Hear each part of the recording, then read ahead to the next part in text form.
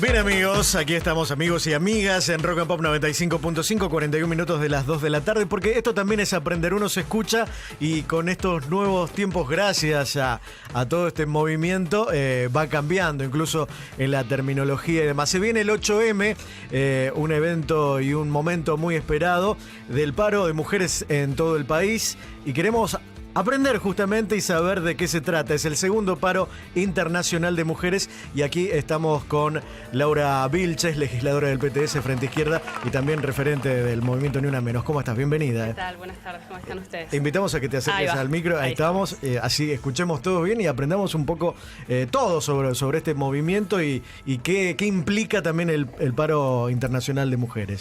Bueno, es un paro que de alguna manera retoma una de las tradiciones más importantes e históricas del movimiento de mujeres a nivel mundial, que es la de la huelga.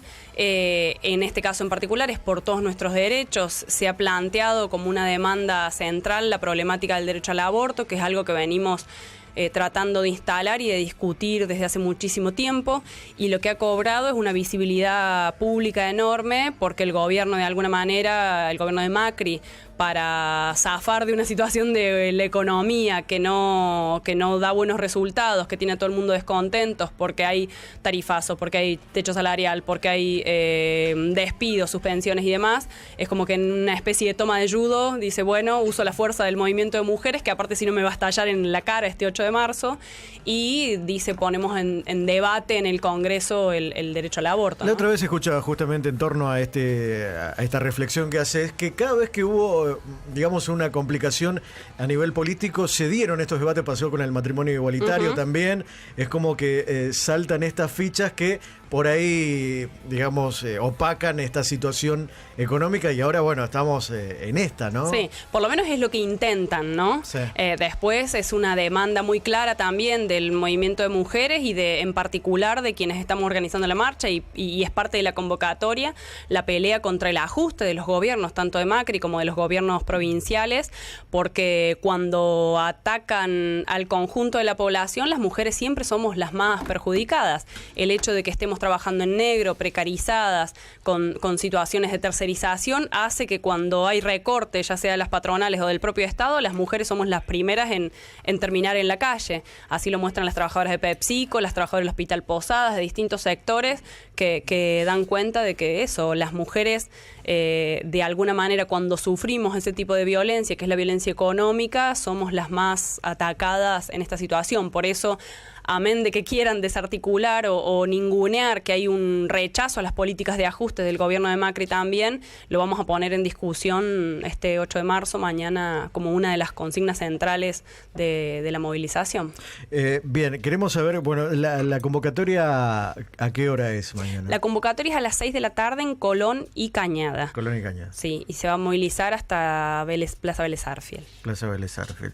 Bien, bueno, está abierta a todos porque también había como ciertas... Bueno, hay movimientos también más radicalizados dentro del Ni Una Menos que, por ejemplo, dicen que los hombres deberían limitarse, en lo ideal para esos movimientos, a no ir, o en todo caso alejarse de ciertas concentraciones más radicales. Creo que hay dentro del feminismo hay muchas variantes, digamos. Nosotras estamos a favor de que nuestros compañeros varones participen de la movilización. Es evidente que las mujeres estamos a la cabeza de nuestros reclamos. Entonces, hay quienes plantean dentro de estos grupos que se tiene que respetar esa decisión, y eso me parece correcto. Ahora, nosotros creemos que para enfrentar tanto las políticas de ajuste como para avanzar en la conquista de nuestros derechos, es imprescindible que allí estén todos aquellos y aquellas que acompañen estos reclamos. Por eso venimos de exigirle, y lo vamos a hacer hasta el último momento, a las conducciones sindicales que paren,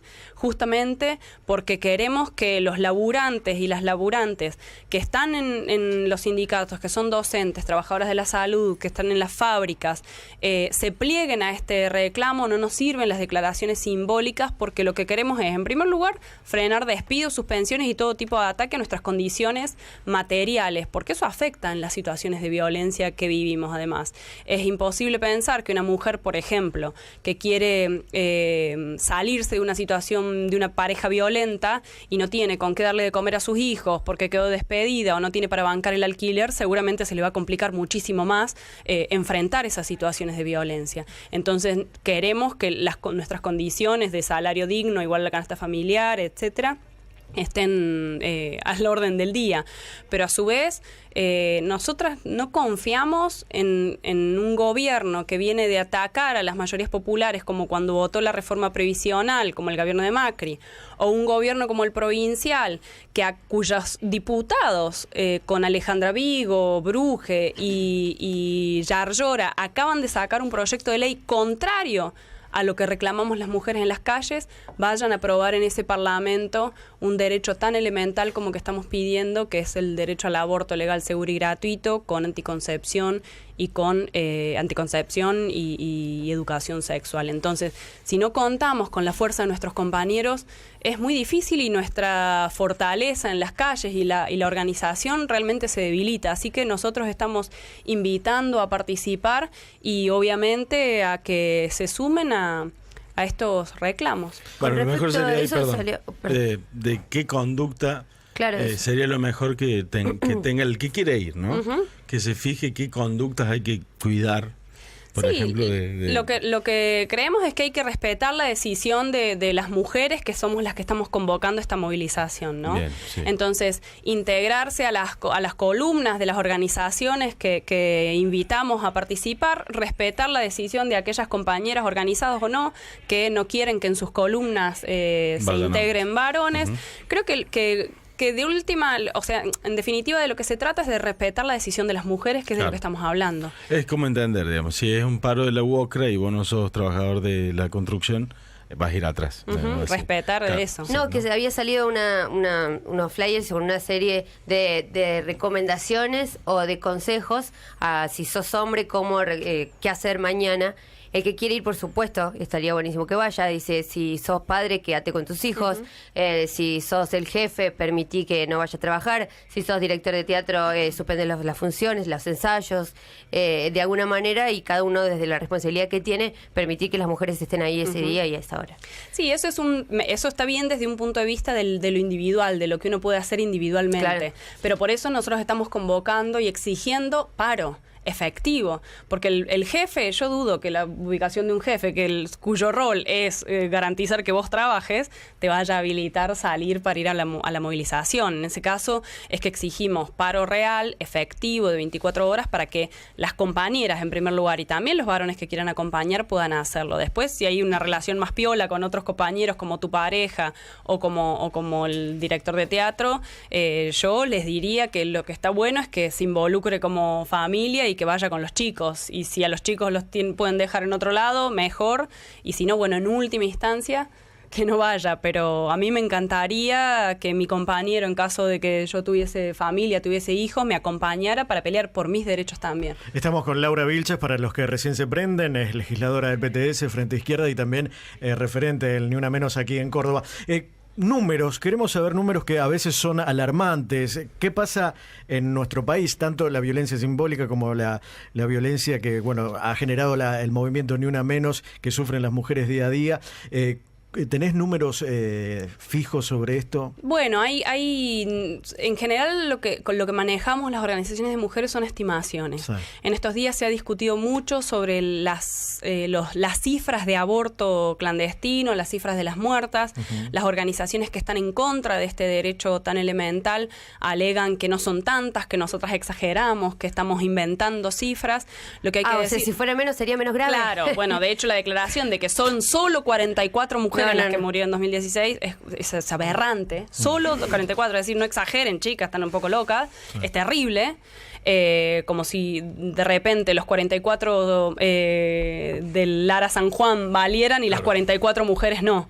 Bueno, más allá de ese tipo de expresiones brutales, lo que se sabe con respecto a las cifras de muertas por la consecuencia de la clandestinidad del aborto es que son cifras subvaloradas, o sea, subregistradas. La presión de las instituciones como la Iglesia es enorme, entonces al estar penalizado, no solo que las mujeres no dicen que se practicaron un aborto, sino que los médicos también ocultan esta información. Entonces muchas veces cuando reciben pacientes que se han practicado un aborto y tienen que, hacer el tratamiento post-aborto, se niegan o lo presentan de otra manera. En el caso de las muertes, no solamente hay que registrar muertes por aborto, sino ver las cifras donde se dice que una mujer murió por sepsis o por algún tipo de otra dolencia vinculada con, qué sé yo, una perforación uterina, por ejemplo. La sepsis es la infección generalizada. Entonces, las cifras en general son... Es que por eso es que no lo hacen y que hay tantas... ¿Estás bien? ¿Quieres agua? Por eso es que no se acude a un hospital ni a buscar un profesional, claro, por ese miedo justamente a la negación, al rechazo, a ser juzgadas. Sí, eso, además del maltrato social ya directamente, el maltrato muchas veces de los profesionales que condenan a la mujer que decidió. Frente a esto hay que decir una cosa muy clara, me parece, que es que aunque el aborto esté ilegalizado, aunque sea clandestino, las mujeres no dejamos de decidir sobre nuestro cuerpo. El problema de esto es que las que mueren son las mujeres de los sectores populares. Está calculado, estimado, que se practican alrededor de 400, 500.000 abortos por año. Eso implica, esto que digo antes, que las mujeres decidimos. ¿Puedes repetir el número? Entre 400 y 500.000 abortos anuales.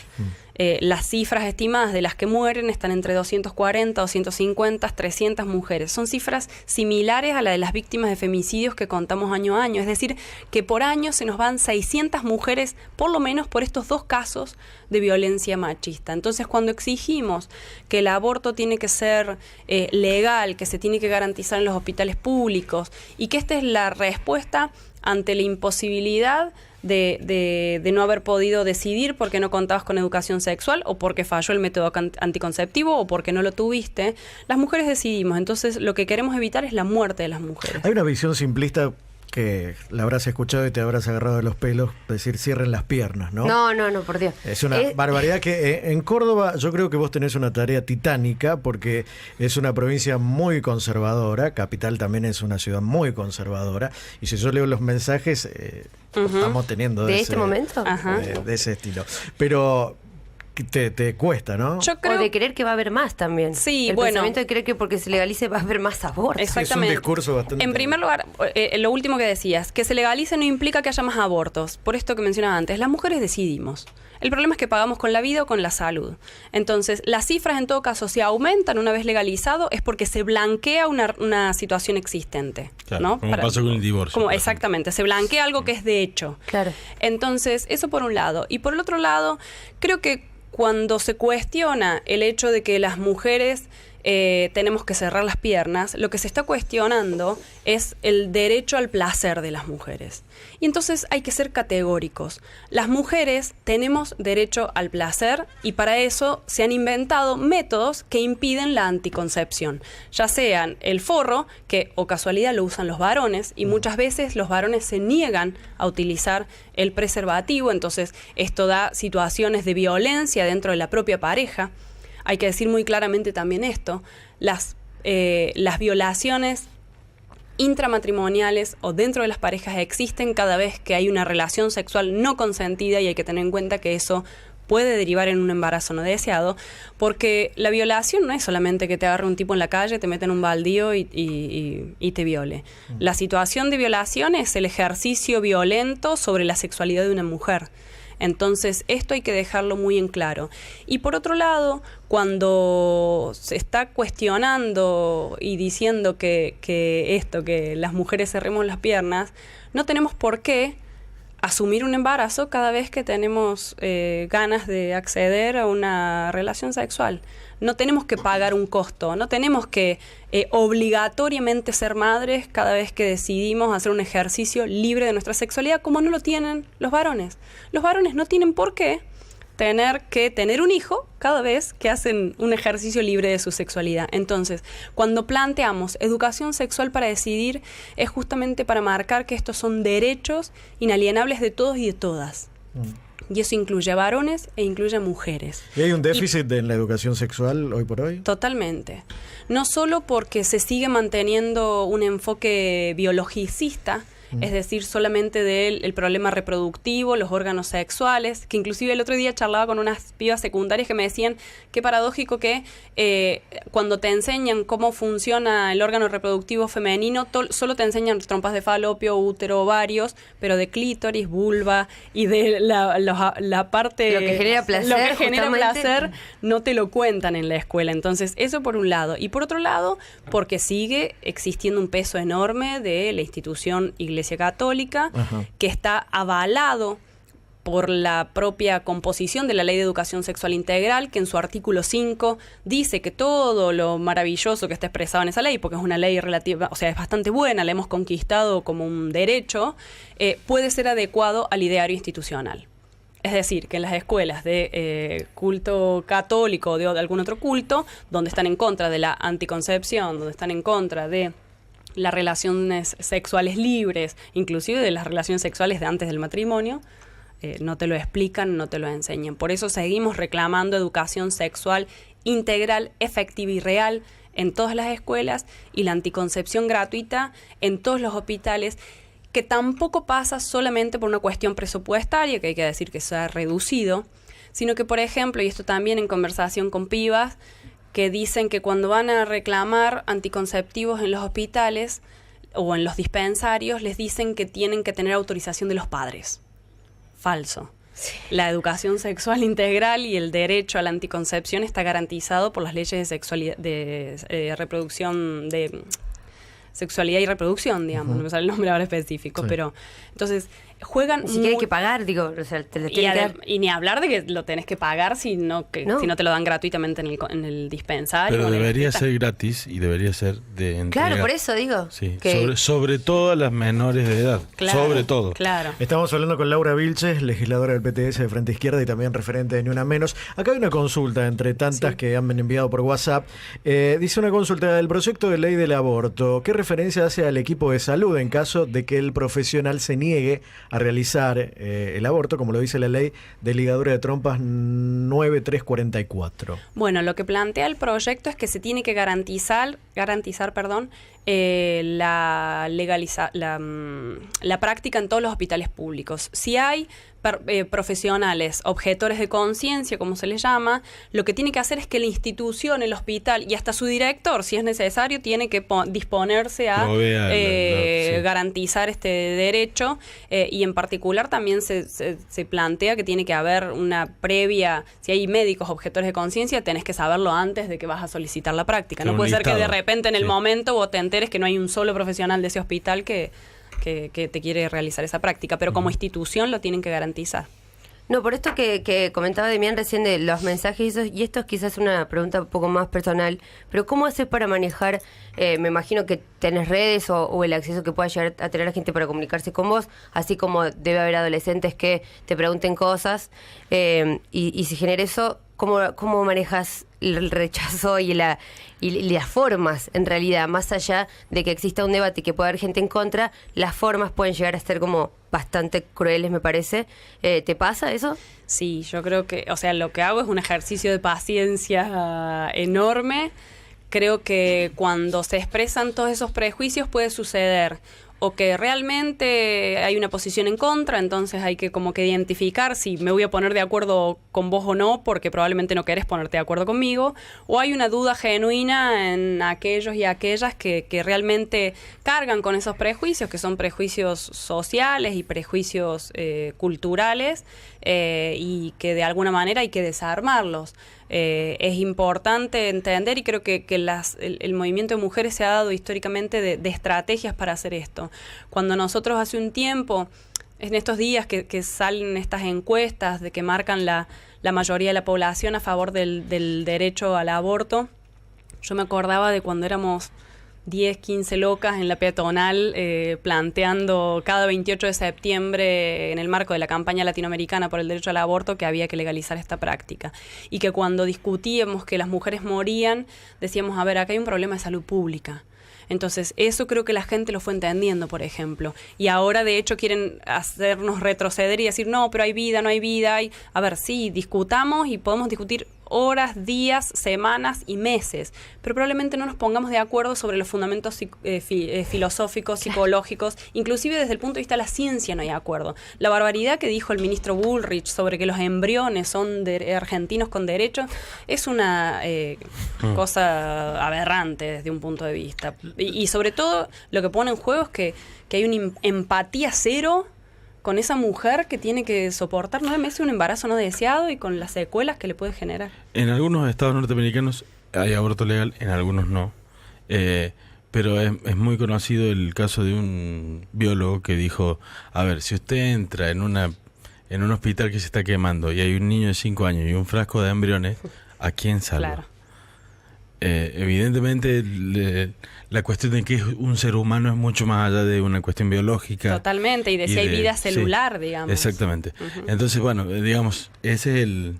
Y lo otro que quería decir, que bueno, que también justamente es esto, es decir, esto ya pasa. Claro. Lo que hay que hacer es legalizar, o por lo menos tratar de ver cómo se hace en términos legales para garantizar que no pase las consecuencias que tiene de lo que ya pasa y que va a seguir pasando. Estamos con Laura Vilches. Yo te quería preguntar si vos notás que hay miedo.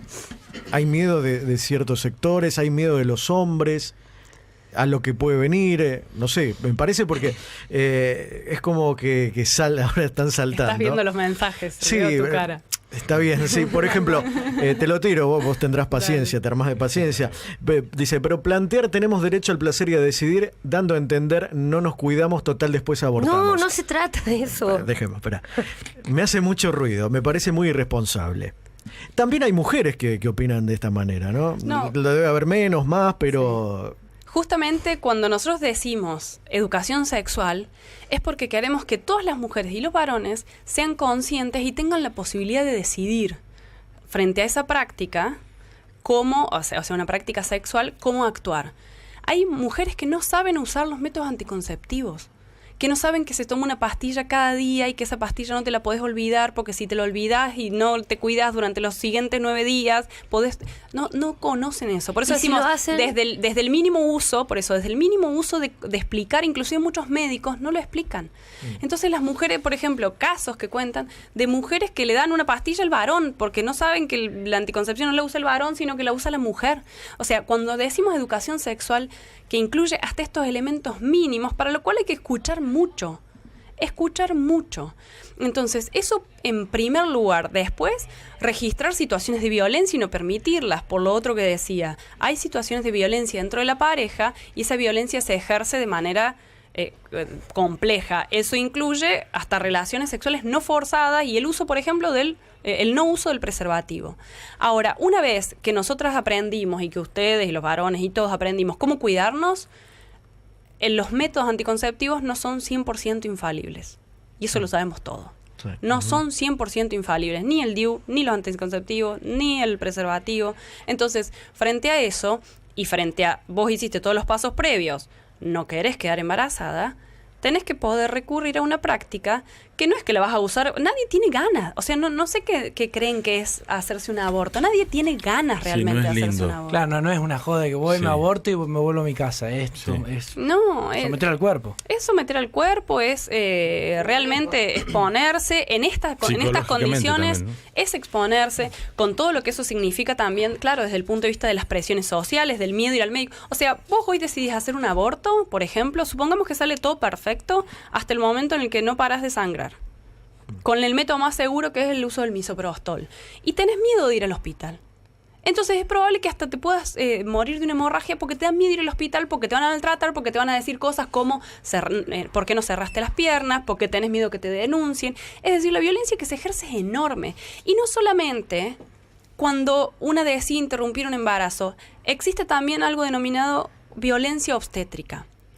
La violencia que ejerce el sistema médico, cuando las mujeres están gritando del dolor en el parto y le dicen, bueno, cállate un poco, que bien que te gustó. Es terrible. Entonces, la violencia hacia las mujeres, que venimos denunciando en Cada Ni Una Menos, se cuela por cada grieta de la vida cotidiana de las mujeres. Entonces, creo que cuando nosotras pedimos que se escuche, estamos pidiendo que presten atención a esto, no para ponernos en contra, no nos interesa. Lo que queremos es que la sociedad cambie, queremos una sociedad donde ni los varones ni las mujeres la pasemos mal. Yo creo que el machismo no solamente afecta a las mujeres, los afecta a los varones. ¿Por qué esa idea de que los varones no pueden mostrar sensibilidad, no pueden llorar, no pueden abrazar a sus hijos o manifestar cariño en público, excepto que sea con una mujer?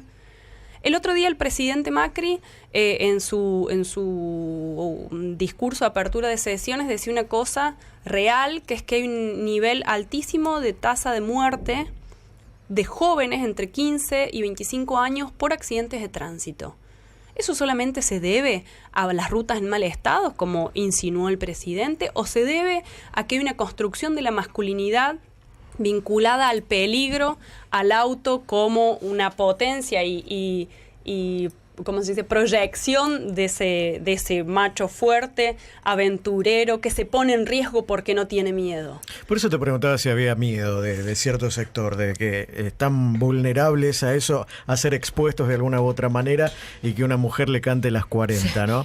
También hay casos extremos, o no sé qué te parece a vos, Malena Pichot, que también ha tirado declaraciones contundentes sobre se ha mezclado un poquito también la política. Pero creo que lo más importante de todo esto, y con respecto a lo que decían recién, y es algo básico que se entienda, no se está tratando de convencer que vos creas o consideres el aborto. Se está planteando que una pueda decidir. No te quiero convencer de que para vos el aborto esté bien o no. Es que para si otro lo decide hacer, mejor aún, está es algo bien. que pasa y algo que trae muerte. Pero el rechazo en el debate de otro que te quiere decir que está mal, pareciera que yo no te quiero convencer a vos que creas que el aborto está bien, ni vos me quieras convencer de que no lo tengo que hacer. A mí me parece que es un error entrar en el término de moral, de una discusión moral. Es algo que pasa y que ocasiona muertes y de un signo de mujeres, porque todo el mundo sabe, todos sabemos que hay lugares donde la clase media, a la que pertenecemos todos, se hace esas cosas, se las hace muy bien, tranquila, no hay ningún problema físico. 17.000, 20.000 pesos. Exactamente, no hay ningún problema físico, no hay una consecuencia, no un problema físico, no hay una consecuencia de una enfermedad, nada. Eso pasa, el tema pasa. Moralmente es otra discusión, que no tiene nada que ver. Sí. Que vos podés creer que esté mal. Bueno. Yo creo que a lo que ella se refiere es al hecho de que nosotras, y en este sentido la discusión falsa de que van a aumentar la cantidad de abortos. No, la gente que no se lo quiera hacer, no se lo va a hacer. Y si no estás de acuerdo, no es una práctica que te vamos a decir, hacétela. No es un aborto obligatorio lo que estamos sosteniendo. Claro. Es el derecho a que si queremos nosotras decidir sobre nuestro cuerpo, lo podamos hacer sin correr riesgo de nuestra salud y de nuestra vida. Nosotros nos reímos, pero hay gente que tiene ese chip, ¿no? Sí, que van a salir a hacer cola las mujeres para abortar. Si fuese una cosa, es como hacerte una cirugía, o sea, ¿por qué te harías una cirugía que no necesitas o que no querés? Claro. Pero por lo que vos mencionabas del miedo, yo creo que lo que hay que, por esto de Malena Pichot, yo me río muchísimo con Malena Pichot, ¿no? Tiene sus cosas como sí extremas, pero creo que eso va de la mano con algo que me parece que hay que tener en cuenta. Las mujeres, inclusive porque muchas en algún momento despertamos al feminismo, y creo que los varones también están despertando al feminismo. Entonces el feminismo no es un problema de machos y minas, es un problema de cómo construimos formas de existir más igualitarias, más respetuosas y compañeras del otro y de la otra. Entonces el punto del problema del feminismo y del machismo es cómo de alguna manera perdemos el miedo a revisar determinadas prácticas, determinados estereotipos, que desde ya que para los varones lo que significa es cuestionar privilegios. El miedo viene por ahí, porque vos tenés privilegios, porque nuestros viejos que se criaron y nos criaron, quizás a muchos, no lavando los platos y que mamá lo hiciera, o las hijas mujeres lo hiciéramos. O el insulto, andá a lavar los platos. ¿No? Pero significa que, a ver, si vos no haces esa tarea, por poner un ejemplo de la vida cotidiana, la está haciendo alguien. Las mujeres extendemos la jornada laboral entre 3 y 4 horas diarias por las tareas de cocina, limpieza de la casa, cuidado de niños, cuidado de enfermos. 3 o 4 horas diarias. Mientras papá o el hermano varón, digo, por ponerlo en esos términos, porque es parte, yo tengo 36, voy a cumplir 36, es lo que mamé en mi casa, digamos. Mi viejo o leyendo algo, no sé, ligado a su tarea, que es la historia del cine, o viendo la tele, o en la compu, mientras mi vieja era la que cocinaba. Sí. Mi viejo me debe una... Sí, mejor que no me... Sí. ¿Cómo llevas el debate con tu familia? Me imagino un asado. No, ya son cosas que hablamos constantemente y creo que ellos también han cambiado mucho y lo que yo observo es que gente grande inclusive está cambiando en sus visiones y eso es lo que me parece saludable, que en todo caso los varones estén más dispuestos a cuestionar eso que son privilegios, a hacer uso de la palabra pública. ¿Por qué a las mujeres ese dicho de cállate si no sabes nada de fútbol? En última instancia lo que se está impugnando es una palabra, es la palabra de la mujer. Eso desvaloriza, humilla. Y nos revienta la autoestima a las mujeres. ¿Por qué? Porque si no podés hablar de eso, no podés hablar de otras cosas, no podés hablar de política, no podés hablar de... Y entonces, lo que da miedo es que de alguna manera estamos aprendiendo a decir, estamos aprendiendo a ocupar el espacio público, el piropo. ¿El piropo qué es? Es simplemente un ejercicio de poder. Porque a mí no me interesa lo que vos me estás diciendo. Si no vas a establecer una relación conmigo, si no querés conocerme, si no querés trabar contacto real conmigo y no te importa, ¿por qué me decís lo que me decís en la calle? Porque estás marcando el paso, estás marcando quién tiene derecho a hablar, quién tiene derecho a usar esa vereda. Porque ¿por qué nosotras caminamos con miedo? Me gusta. Yo digo, este programa siempre ha incomodado a todos. Yo soy gay, hablo barbaridades, los pincho, esto es una radio históricamente machista, o por lo menos que tenía un mensaje machista, rock and pop. Voy por ese lado, de ese lado de la vereda estoy, yo te felicito. Es difícil hablar de estos temas urticantes también, hay una sociedad que ha cambiado, el tiempo para algunos que se la creían, que iban y venían, que la mujer era un elemento, da la vueltita y demás. Yo con eso puedo tener roces, pero yo creo que la respeto. La incorporación, sí. Mi acá también fue los puso a todos un poco en jaque y hablar de eso. Un día llegué acá y hablé justamente de lo que estabas diciendo vos. Llegué prácticamente llorando a decir, vengo caminando hace 20 cuadras y no puedo más. Decir 20 cuadras soportando que te digan esto. En la calle y hablarlo se y que la gente... Y te escuchan y dicen, nunca había pensado que a ella... Porque me ha pasado con mis amigos que digan, no lo había pensado. Claro. Que vos lo decís livianamente porque estás acostumbrado y porque es automático. Y decir, no había pensado que te podía humillar. Sí, yo realmente creo que las transformaciones que estamos viendo son profundas. Y que creo que hay que perder el miedo, creo que hay que salirse de la idea que también me parece reaccionaria de que hay culpa. Es una cosa muy cristiana, muy católica, muy de la religión. No hay culpa. En todo caso, hagámonos cargo de las responsabilidades que tenemos. Sí. Y los varones, y las mujeres también, pero sobre todo los varones, reproduciendo estos patrones, tienen una responsabilidad en el ejercicio de esa violencia. Entonces, relájate y trata de estar un poco más dispuesto a escuchar y a transformar esa práctica con la que viniste incorporado, porque no es tu culpa, ni es una responsabilidad en tanto vos lo sigas desplegando, pero tenés la posibilidad de revisarlo. Yo creo que hay muchos compañeros, muchos varones, y yo apuesto a eso, a que vayan transformando y revisando esas prácticas, porque no salieron de la nada. Son históricas, son sociales, son culturales, y tenemos la posibilidad de transformarlo. Nosotras desde Pan y Rosas creemos que hay que transformarlo social, culturalmente, pero a su vez hay que cambiar de raíz un sistema que en última instancia hace un uso económico de esas desigualdades. Esas desigualdades que se transforman en menos salario, que que vos te haces cargo de una tarea no paga, que es que tu compañero al día siguiente esté dispuesto, planchado, vestido y comido para ir a trabajar y darle su gota de sudor y sangre a la patronal que lo está reventando, y que el día de mañana lo va a echar a la calle como un perro con hernias de disco, con 50, 60 años, y no lo va a poder, ni siquiera va a poder trabajar en otro lugar. Bueno, esa sociedad capitalista, con su sistema, con sus instituciones, con las empresas, con los gobiernos que garantizan esas ganancias, con la alianza que tienen con la Iglesia Católica, es lo que garantiza que la opresión tenga un matrimonio bien avenido con la sociedad capitalista. Bueno, nosotros cuestionamos el patriarcado y también cuestionamos ese orden social que saca jugosas ganancias, desde el negocio del aborto clandestino, como vos mencionabas, que tienen las clínicas privadas y los médicos, hasta el negocio de las redes de trata, que es uno de los negocios ilegales en el mundo más grandes, compite con el tráfico de armas y el tráfico de drogas, la trata, donde la mayoría son mujeres de los sectores populares.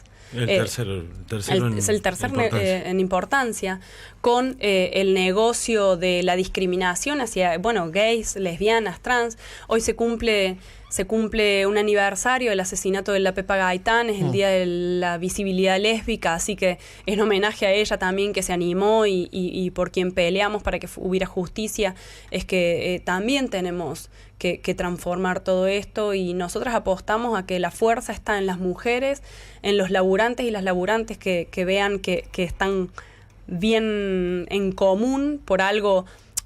Por ejemplo, a las laburantes de PepsiCo, una de las razones por las cuales las echan es porque estaban en contra de que organizan actividades por el Ni Una Menos. O sea, cuando ellas hacen huelga, salta a la luz que a los patrones no les gustaba mucho que pelearan por sus derechos como mujeres, porque eso lleva a cuestionar esto, el bajo salario, las condiciones laborales, etcétera. Entonces, nosotras creemos que hay que cuestionarlo todo, y que los varones, sobre todo de la clase trabajadora y todos los sectores oprimidos, inmigrantes, del colectivo LGTB, son enormes aliados sin los cuales no podemos desplegar la potencia que tiene nada más y nada menos que la mitad de la humanidad, que somos las chicas. Laura, creo que es importante que pases algún tipo de contacto o de las que están escuchando, que cada vez tenemos, y por suerte, una audiencia femenina más grande y muchas adolescentes también que escuchan este programa. Si se quieren contactar con el grupo de ustedes, o dónde pueden ver más información o saber más sobre este tema. Bueno, están en mis páginas en particular, de Laura Vilches, como política, y la página personal, en Instagram también, con lvilches3. Y bueno, ahí hay formas de contacto, están las páginas de Pan y Rosas a su vez y del PTS. La Izquierda Diario también está haciendo una labor de difusión de muchas de las actividades que se están realizando, y creo que donde prendan una alarma nos pueden encontrar.